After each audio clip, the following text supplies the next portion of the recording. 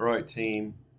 This is Brian Daniel with the Celebrity PA Network, which is located online at findcelebrityjobs.com. So, this is the third video in a series about how to become a personal assistant to celebrities and billionaires, high net worth families. So, let's dive right in. If you have the PPT, then this is part 2A. And again, all of the links and resources, when you see hyperlinks here, will, if you're watching the video, will be in the description. And if you have the PPT, obviously you just click and follow to learn more. So let's talk about understanding the needs of the high net worth. The high net worth want what they want when they want it, right? They can be very demanding. We live in a society now where just the average person has very little patience, right? Instant gratification, they call it. Now multiply that by 1,000 when you have millions or even billions of dollars and you can snap your fingers and get whatever you want whenever you want it. Being resourceful and thinking quickly on your feet is paramount in the industry. If you're going to be in private service, you're going to work for high net worth people. You have to have a can-do attitude. You got to be very resourceful and you have to think quickly on your feet and just make it happen. If you can solve problems quickly and efficiently, then you will be indispensable. Let's look at some resources over here. Start learning about the world, quote unquote. Yachts, private jets, exotic cars, destinations, and so on. Define your personal brand. What is personal branding? It's the way you are perceived by potential employers. This includes resume and cover letter, social media channels, the way you dress, your knowledge, even the way you carry yourself. So for many, many years, of course, we've been hearing about brands, right? When you think of Ralph Lauren, certain images are conjured. Gucci, right? Brands. But now candidates need to have a personal brand. So just in everyday corporate America, right, a regular job can get 500 applications. Now just think of these premier dream jobs with celebrities, high net worth families, aristocracy, billionaires, right? These are once in a lifetime, once in 10 lifetimes opportunity, right? You have to have a strong brand. These people are very, very conscious and aware of the people that they have around them. So you have to be the whole package. You have to be presentable. And that's having a strong brand. And you can read more about that in the link. Personal branding and private service, what can you do? Research the field, right? There isn't a lot of information on there. There's probably more information on my website than there is anywhere else. So you can go to findcelebrityjobs.com and go to the sitemap, right? Find a mentor. Very difficult to do because, again, this business is like the Illuminati or the Freemasons. It's very secretive. It's very, very difficult for people to trust you, especially if you're new, right? Get coaching. Of course, you can contact me. I am, as far as I know, the only bona fide, fully legit private service coach out there because not only do I have over 30 years of experience, I met my first billionaire in 1987, but I'm also a recruiter. I'm in the game, right? So there are people out there that I frankly consider posers that say they do coaching and private service, but they just don't have the gravitas. Online training. There aren't very many good training programs for personal assistants. What I do is one-on-one and it's bespoke and it's custom for every person because the programs that are out there are very, very generic and they don't really deal at the really high level. You can join groups. In another part of the presentation, I talk about affiliations and associations. Verifying employment. Your survival in this industry rests solely on your ability to verify employment. What does that mean? I'll get into it. Be able to prove your past, having reference letters, having recommendation letters, staying in touch with old colleagues. Read about the gold standards for letters here. Okay, stop. Listen to me very carefully. Every single day, I get resumes from all over the world.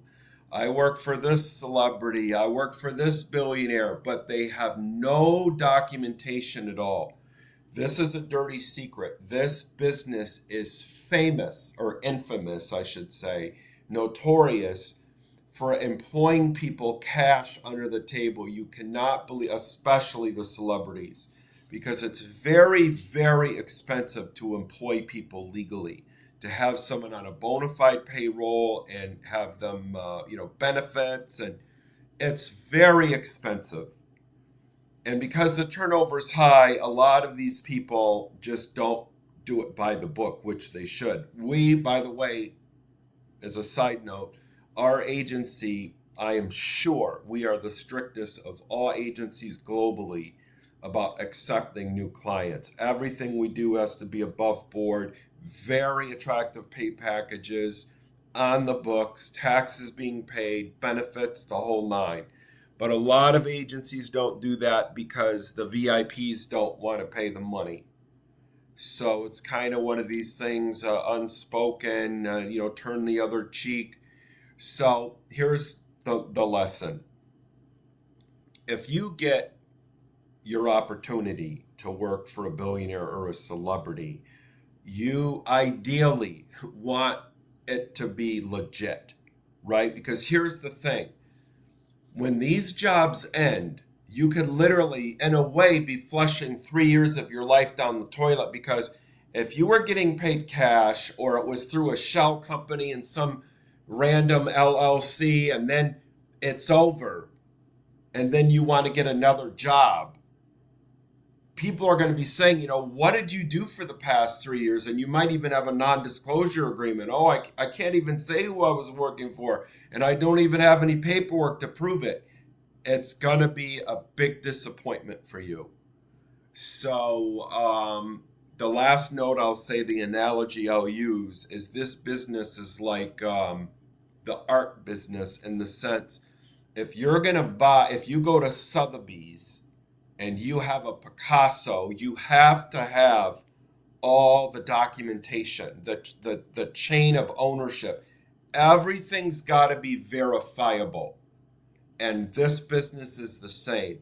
If you go to an agency and we're going to verify everything that's on your resume, we're going to do background checks, your whole life has to be verifiable. So be aware of that. Reality. Discrimination exists in all forms. We don't live in a perfect world, right? We just don't. It's the world we live in, and no industry is immune. Even if they don't say it, some employers want someone young, old, athletic, whatever. Bottom line, find an employer that wants you. Okay, so let's talk about the reality of life here for a second. Another analogy that I like to use is Hollywood, right? You can pick your favorite actor and they'll tell you how they struggled for years. It took them 10 years.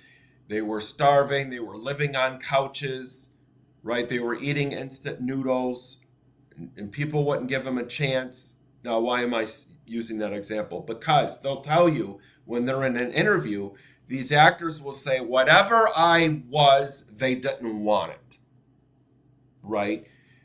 Now, in private service, some people want young. Some people want old, because I have people call me and they'll say, hey, listen, I've got kids. And I want someone that's got maturity and they've lived life and they can be a good mentor. So in that case, they want someone who's older. So you have to be realistic about who you are, what your skills are, where you're going to fit in.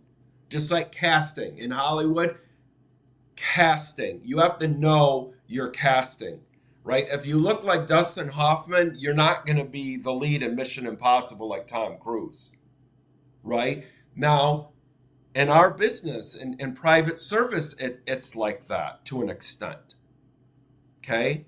You have to be realistic. If you're my age, almost 60, I'm not going to be an NBA star. I'm just not. You have to know where you're going to fit in. Anyway, enough on that. Background checks.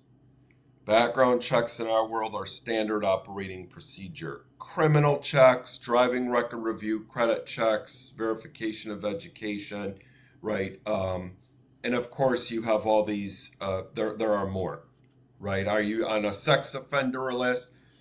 No job anywhere in the world is going to be as thorough as this, right?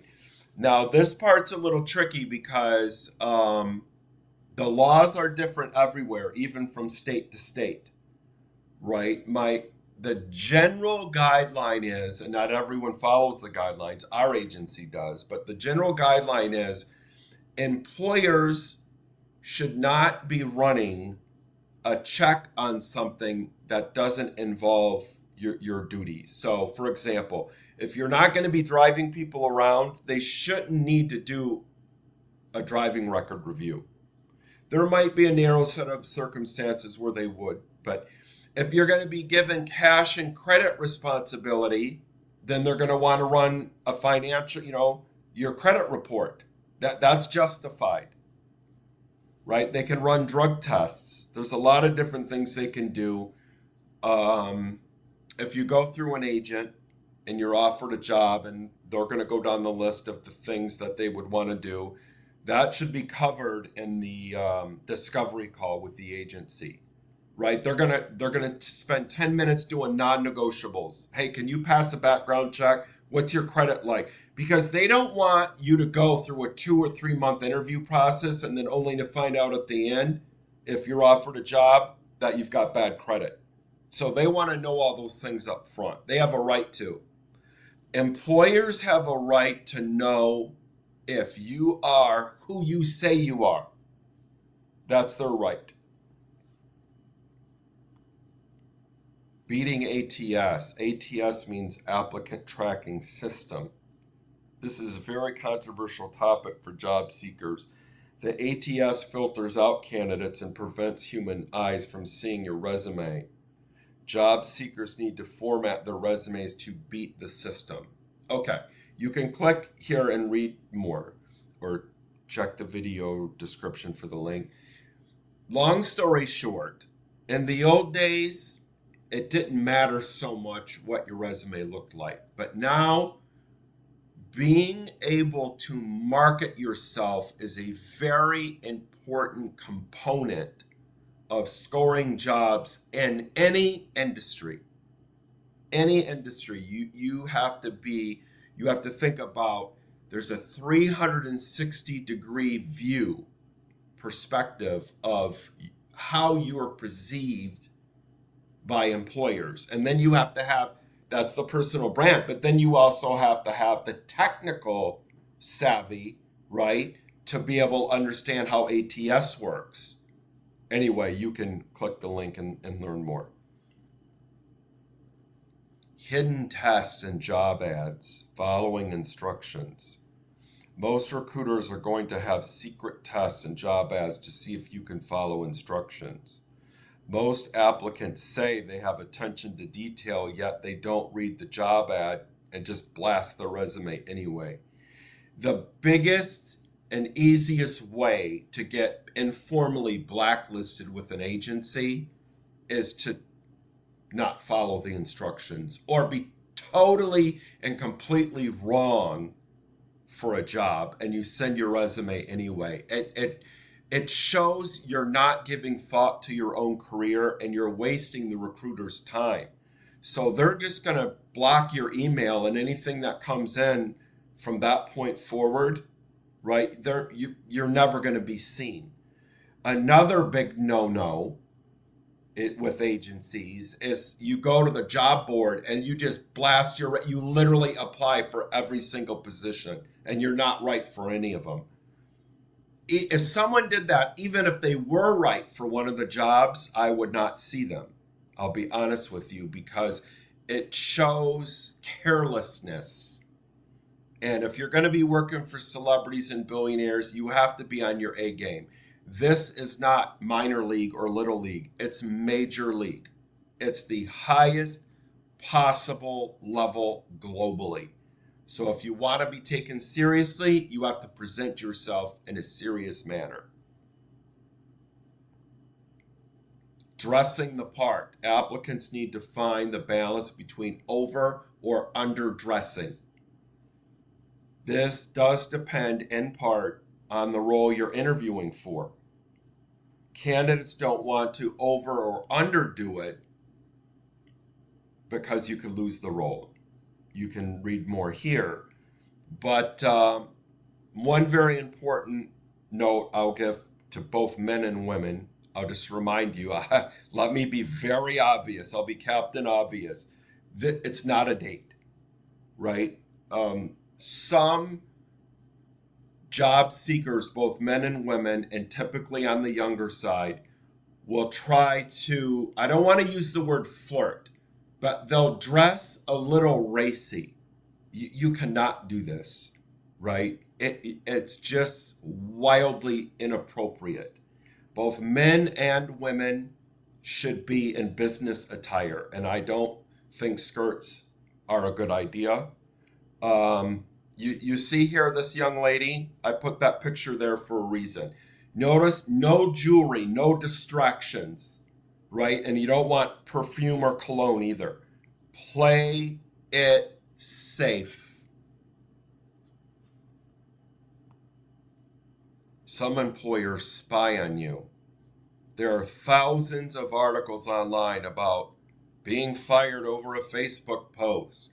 So most companies are worried about how employees portray themselves. In our industry, it's even more. So it doesn't matter who you work for, small business, big business, national, international corporation, everyone's worried about how employees are portraying themselves online. In our business, multiply it times 1,000.